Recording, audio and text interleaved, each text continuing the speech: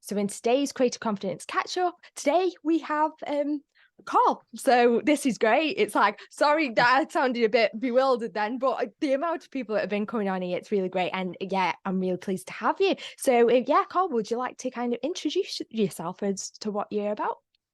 Well, yeah, my name's Carl. I run a company called Earn Learn based in Stoke. I go all over the UK. I'm now a teacher and sort of lecturer really for creatives. I've been doing that for sort of the last 20 years. Prior to that, I was a musician, DJ, and record producer and radio DJ for a while.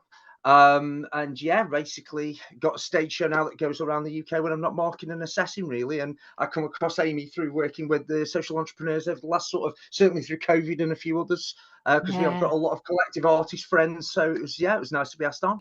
So my first question, right, I want to ask is where does the head fox come from? Because this is something that you go by. Like, I suppose, what is it? Like a persona sort of thing? It's something that the students led. Basically, years ago, I was working for a university, and I promised some entrepreneurs, some young entrepreneurs, that I was going to do a speech for them.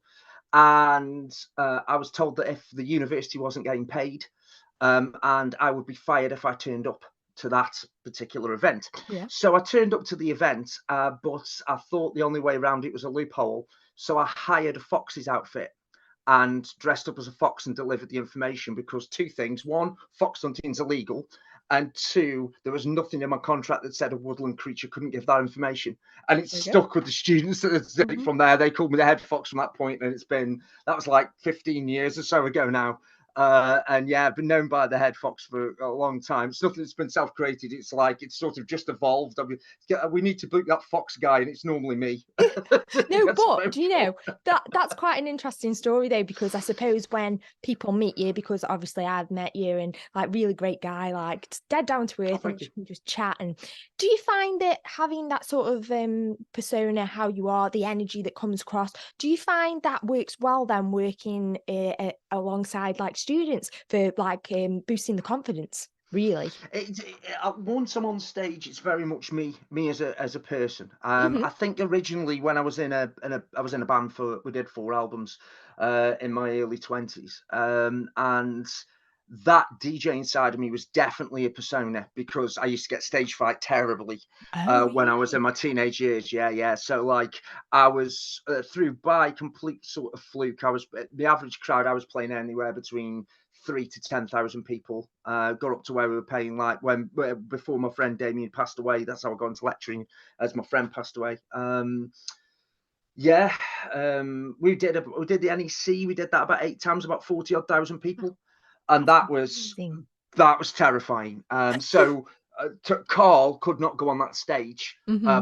But my DJ name at the time could do that because that was the Yeah. alter ego, just brash, arrogant. And it wasn't like anything behind the scenes. If as soon as I came off stage, it was Carl again. But I had to have that persona in order to sort of Yeah, yeah, yeah. perform. So we're really weird sometimes. But yeah, performance elements, you get that. You get a lot of that with artists as well. So it's funny because like I'd say now, like you should seem really confident, like how you are now. Like back then, I wouldn't have even thought that you would have had like stage fright or anything like that. But I suppose for you to have that experience of what you've been through. So getting back to like I said, like other students that you probably lecture, do you feel that because you've had that lived experience, it's easier to like gel with the students because I of was, yeah. what you have been through? Yeah, I think the thing that I sort of got is I understand the hustle and I Yeah. understand the desire to make it big. I mean, I was the first person in my family to no, well, I say first person in my family to do music. That's not strictly true. My dad was in the military, and he'd got a musical side to him. And my brother in the 70s did a couple of DJ gigs, as all kids did, mobile Mhm. discos and things like that. But to take it to where I took it to originally, I was a lot of people don't know this about me, but I did the UK DJ championships a couple of Wow, times. so And at exciting. one yeah, no, I've been DJing since I was 7. I've got the first photograph of me. I use it in the stage show. I've got the first photograph of me on stage at 7.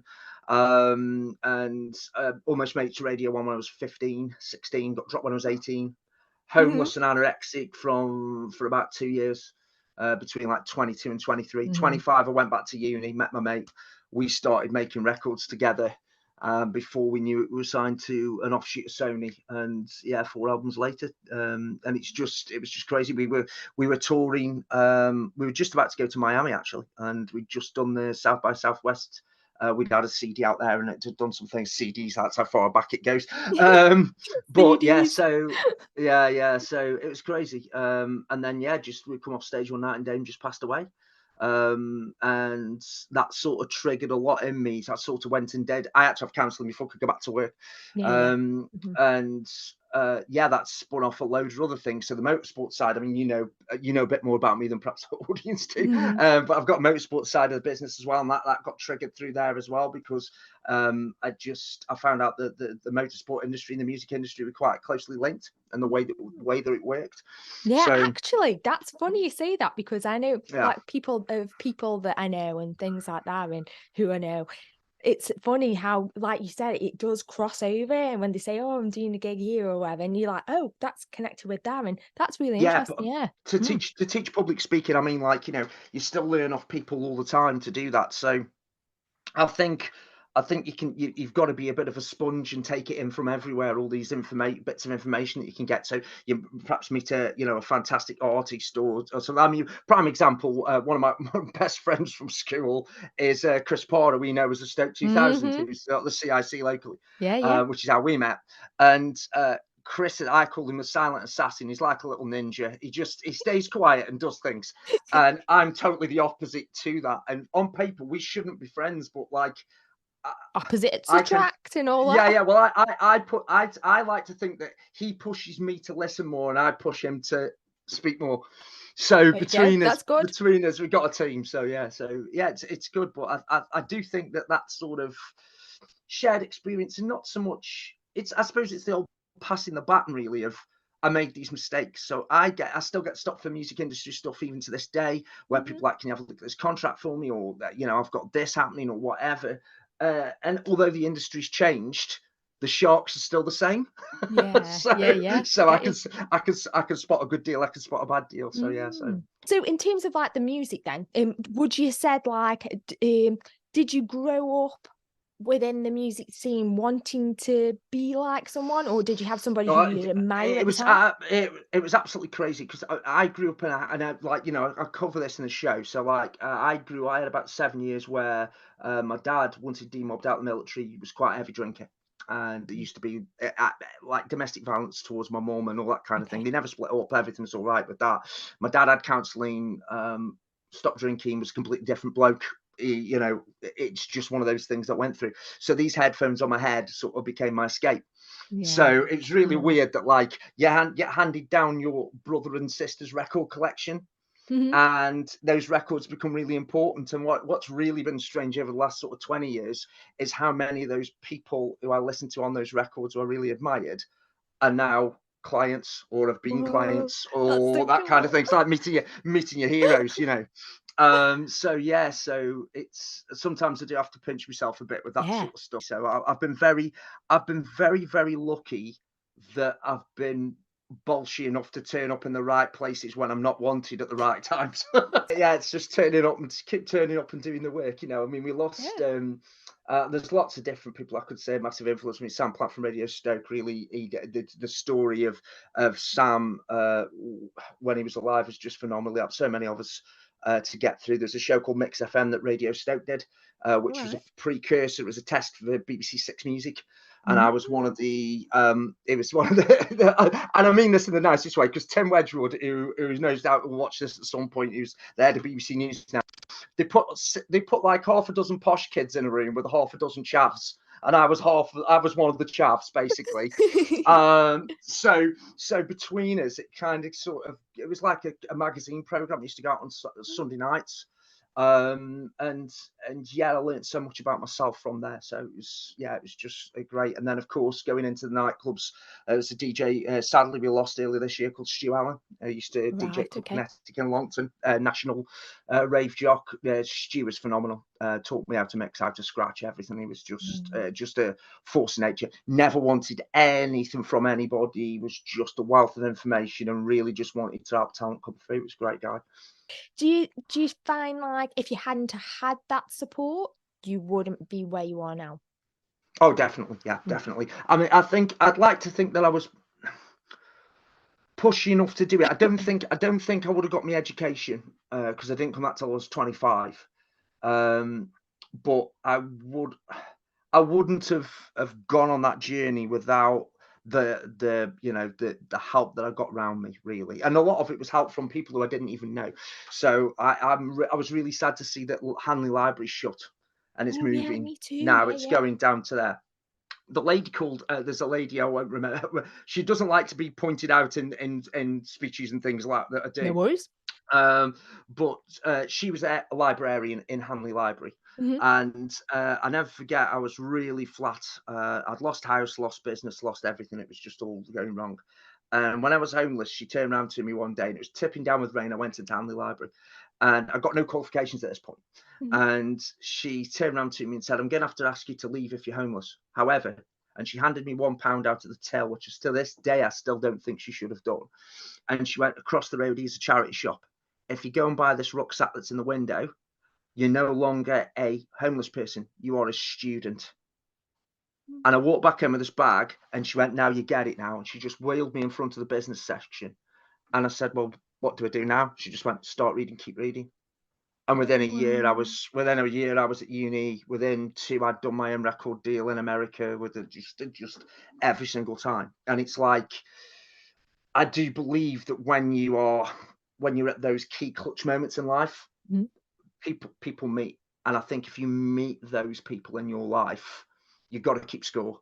And you go, right, I've met 10 of these people. Right, I've got to pay this forward 10 times. Mm. So like now I've got dozens of little notebooks and everything all around me all the time when I'm on the road and stuff. I mean, we're doing London Olympia again in November, two shows on there. Mhm. And it's like the biggest shows of the year. I've done the NEC this year as well, which has been lovely. But it's nice to be able to sort of reconnect with these old stories and the things that I've learned Mm. and whatever else. And I think the tour this year has been definitely talking more about mental health. We've got a lot of people coming out of lockdown Yeah. who, for many people who have like done the schooling inside this lockdown situation, they were like leaving school and going into college when it was happening, or going to uni for the first time. Mhm. There's a whole social aspect that just basically just got lifted out of society for 2 years, and some people are struggling. Do you think then, like, creativity is that tool to kind of, when you're having a hard time, it's a thing to go to because it helps with that sort of mindset, like, I can achieve, I am able to do something Yeah, worthwhile rather than, oh, it's a really dark situation, for example, pandemic, nothing to do, when really it's applying that you can apply those skills in a more meaningful way. I'm gonna show you something that might be. I'm gonna draw this on a post-it note, really quick. Okay, and then basically, Oh, you're doing your so diagrams. Um, I'm doing some diagrams. Okay, so you most probably can't see this, but I've drawn a box Okay. there Yep. pretty much. Okay, so if it is, you put, I don't know, work in there. It could be relationship, it could be art, it could be a Mhm. studio, it could be anything that's in there. Okay, if you base your life and it's totally work, Mhm. and then work gets rid of you, you feel like your entire life's wasted. Yeah. So the Yeah. trick, and I wish I'd have come up with this, but it's a Dr. Susan Jeffers. She did a fantastic book called Feel the Fear and Do It Anyway. She did another Okay. one called Embracing Uncertainty. This exercise is from there. And it's 9 boxes, basically. And the idea is you put the word you in the center. Mhm. And you can add hobby, art, friends, family, whatever other 8 boxes you want around there. Okay. If it is that, I don't know, you have a fallout in your relationship, you throw yourself more into your hobby. If it is you fall out with your relationship with family, you throw yourself into the other 2 or 3 boxes. If Mhm. it is at any point you've got 3 of those crosses through a box, you need to go and get some professional out, read a book, sit down with a mate, have a chat, whatever. And they reckon by showing that to veterans, that stopped a lot of suicides and a lot of people going Wow. under. Just And having it's that like, open conversation just that, about. yeah, just having that open conversation. You Mm. put yourself. It's okay to be you. There's artists, and there seems to be another pandemic of starving artists Mm. who go, I want to create my art, but you've got to live. because You've without got you to, living, your art can't create. yes. So it's about having that business hat on, ethical business hat, but also the artist's hat as well. And you can't take your artist's hat into a business conversation and vice versa. Yeah, It's makes it's yeah, sense. it's just on. Yeah, that's great. Yeah, well that changed everything for me that day. Are there any sorts of projects that you're currently working on at the moment then that you think might be of interest to people at the moment? Like I say, I mean, it's more a case of just doing the live shows. Been I've been kind of asked about whether I should, because I've spent a lot of time on stages now and do things with stage blocking and all sorts of weird and wonderful stuff. I've had a few people ask me about perhaps doing a public speaking thing at some point and showing people how I present and the mechanics of behind Hmm. the scenes of that. But I'm not really sure. It isn't. I never normally have a problem with pushing publish. To me, I just think all that stuff exists out there if you look for Hmm. it hard enough. But there seems to be a lot of people who go, I want to present like you do. And it's like, well, I've kind of had a weird, I went through the BBC, the Radio 1 Yeah, training, I've done all this kind of got to stuff. go through all So, that. so Yeah. yeah, so it's like to replicate that. I mean, it can show you the skills and show you what I learned, Hmm. but there's no excuse for getting on the horse and putting the miles in. There's Yeah. no, It's you starting. can't, sure, yeah, it's starting. So it's about making sure that you're happy with that. I mean, project wise going forward again, I've thought about doing the YouTube channel, and I've had some sort of interest in people doing that, but I get more based on coming on to other people's podcasts and getting prodded with questions is quite good. Again, it's 20 years for Damien passing away in Mm. February next year, and I've kind of been asked to come back. We agreed as a group of collective that we were in the label at the time, that we would never ever remix or re-release or do a 20th anniversary edition or Okay. do any of that kind of stuff. But there is a rumor that me and Paul, who's another guy we used to work with as well, we both worked with Damien separately and all together as a different act when we were first starting off. Perhaps getting back together and making one more record under a fake name, Ah. just for 20 years, just to Mm. see if the old boys can still do it. But Yeah. Got to try again, it. I, Never we know. always, yeah, we've got the kit, we've got the equipment to do it. It's pulling it all together. I've got the other car project to do. Mm. I'm 50 next year as well, so I would like to just do one more dance record. Yeah. But that's not saying I'm committing to that at all. But I do quite fancy doing it. I think next year to be the year of football skin too as well. But I think it's a good reason to do it. Do you know, like sometimes when you think, oh, I've got this idea, but I don't have a reason to for this particular thing, a reason to celebrate someone who is Yeah, important. yeah, Maybe it could be that. yeah. Hmm. I mean, I actually was Or is sitting there. important. Yeah, it was really strange actually. I openly admit I'm quite an open book with things. I was watching the Ultra Festival on YouTube a couple of months Hmm. back, and there's a female DJ called Charlotte DeWitt, Okay. and phenomenal techno DJ. And just watching because I was tuned into it. Never seen this lady play at all. 20 minutes in, she was DJing like Damien used to, and I was in pieces. She was attacking everything. She was like live drum machines over the top and all sorts. I was just like, yeah, okay, yeah. He was onto something, and this is what it has now morphed into. And she's Yeah. amazing and doing all that kind of stuff. So if I don't do that, I might go and try and catch it on a tour date next year somewhere, just so I Maybe. can have Hey, a that'd be moment. good, wouldn't it? Apart from that, no, it's just I like working with creatives, as many as I can. It's nice to help people to expand on their skill set, really. I Yeah, don't know. I definitely. mean, you've seen me at work, so what do you think people get out of doing that? Because I always feel like I'm all, you know what I mean, trying to blow my own trumpet. I don't like doing that at all.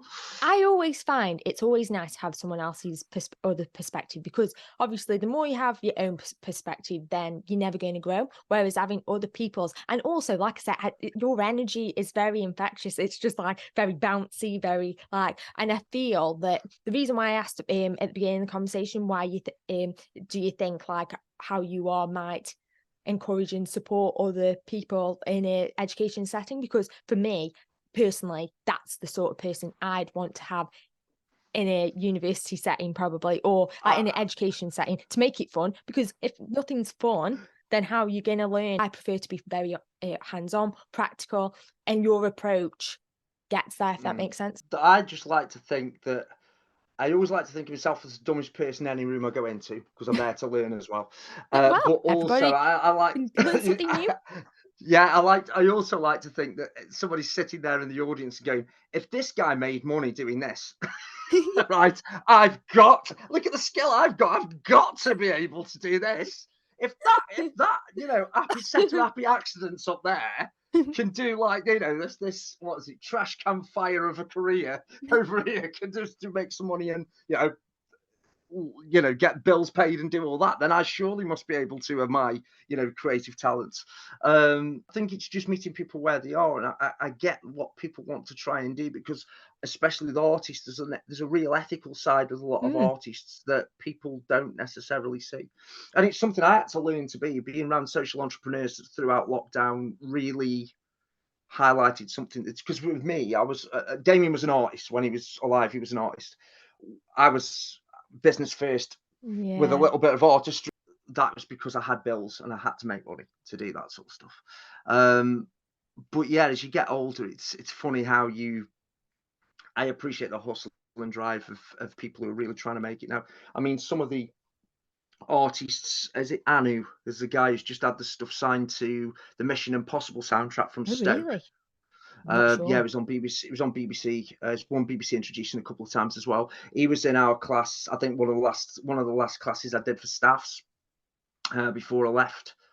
Yeah, I think he was in one of the classes one of that year. So all these people are just like churning out, and that little hub sort of they've all made their own sort of network of people, and they're all sort of using each other, not using me. They're using their own networks and building them. So yeah, it's nice Yeah. to know that I've helped them set networks up that have worked that well. So it's Yeah, good. it is that I bet that is nice actually, like when it is like you take a step back and you like see people who you haven't seen for years and it's like, whoa, that's where they are now, and that's where all It's because you've crazy. taken the time out to kind of give your time, give your patience. And I think that's another thing, isn't it? It's I having that patience. I don't think it's me taking responsibility for them. So like I No. at the moment, I've had three three of my former students now have been in the Forbes 30 under 30 for the music industry, and I've got nothing to do with that. Oh They no. were Yeah. driven and they were driven Hmm. individuals who just happened to have done music business with Hmm. me at some point. Hmm. Um, but you know, when you sort of you met all these people and it's just nice to know that you must have your finger kind of on the pulse of what these people are Yeah. thinking if you can help them do that. In many ways Mm. I've helped them get their first job, and then from Yeah. there they've then gone and used their Hmm. own expertise to go off and do their amazing careers with very little to do with that. Yeah. And it's nice when people come back after 5 or 10 years and just see how you're getting on and just Hmm. check in with you and see if you're okay. I think we've taught over 1,000 students now, and I've supervised nearly 700 degrees now. That's because the last person I ever thought would be a teacher. Yeah, it's just like I just never ever thought that would be on my radar really. No, that's So really yeah. cool. So, as we come towards the end of this week's episode, do you have any words of encouragement, words of wisdom that you think the viewers, should I say, that want to see or hear about today? We're aiming this mainly at artists because I know you're an artist. So I'm Okay. gonna I'm gonna yeah I'm gonna start with two words, and you just need to hit repeat on these, and that is press publish, because Hmm. your audience will find you. You could have 20,000 people hit the thumbs down button and go, this is awful, right? Absolutely. Right. This Yes. is the most awful thing in the world, right?